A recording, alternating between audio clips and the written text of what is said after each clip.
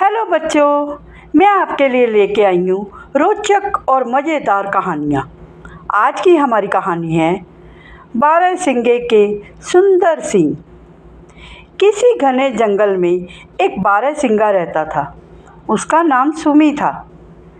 एक दिन जब सुमी झील के पास खड़ा पानी पी रहा था, तभी उसकी दृष्टि पानी में पड़ने वाली एक परछाई पर पड़ी। उसने गौर से देखा तो यह उसकी अपनी ही परछाई थी। उसने अपनी परछाई को निहारा और बोला, आहा, कितने सुंदर कान हैं मेरे, कितना सुंदर शरीर है मेरा, कितनी सुंदर आँखें हैं, और मेरे सींग, वो तो क्या ही कहने, इतने सुंदर हैं। यह देखते देखते वह अपने पर ही मोहित होने लगा।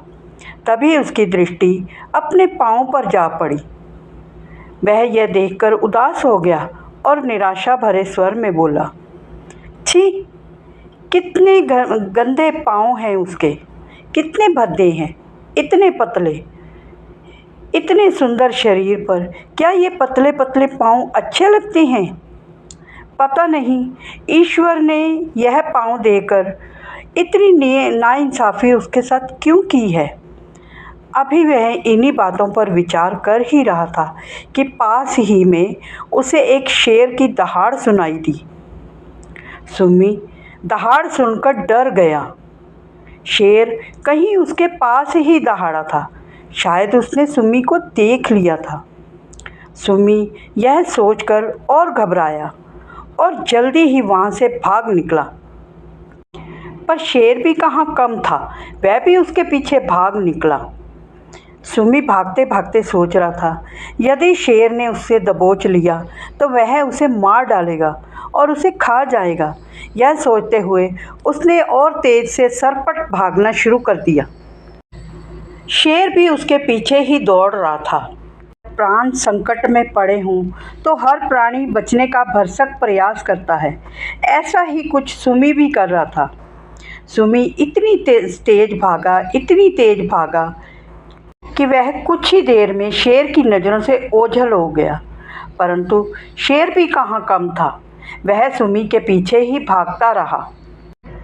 भागते भागते जब सुमी ने पीछे मुड़कर देखा तो उसे शेर कहीं नज़र नहीं आया।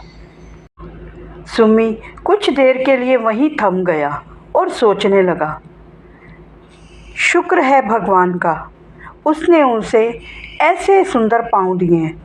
अगर यह पाँव नहीं होते तो अब तक तो वो शेर का शिकार बन चुका होता और शेर उसको मारकर खा चुका होता। सुमी जिन पाँवों को भद्दा और बदसूरत बता रहा था, उन्हीं पाँवों की वह तारीफ करने लगा। तभी शेर पुनः दहाड़ा। सुमी भी फिर से सरपट भाग निकला। भागते भागते वह एक पेड़ के पास से गुजरा।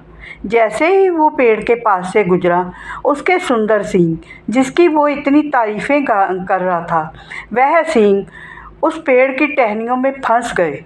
सुमी ने बहुत छुड़ाने की कोशिश की, परंतु सींग तो पूरी तरह से फंस चुके।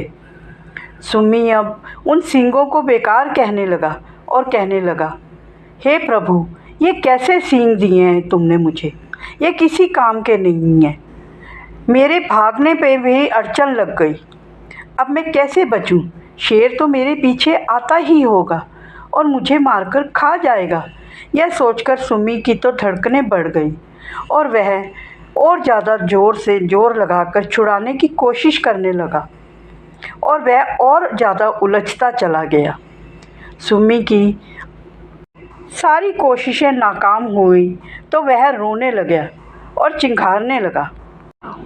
उसने फिर से दम लगाया, फिर से जोर लगाया और फिर से चटपटाने लगा। इस बार उसके सींग टहनियों में अटके हुए ही रह गए कि तभी उसके सींग टूट गए। जैसे ही उसके सींग टूटे, सुमी ने फिर से तेज दौड़ लगा दी और भागता वह शेर की नज़रों से ओझल हो गया। जब उसने पीछे मुड़कर देखा तो कोई भी नहीं था पीछे। वह एक घनी झाड़ी में जा छुपा और वहीं सोचते हुए कहने लगा, जिन्हें मैं भद्दा कह रहा था, जिन पैरों को, उन्हीं ने मेरी जान बचाई है।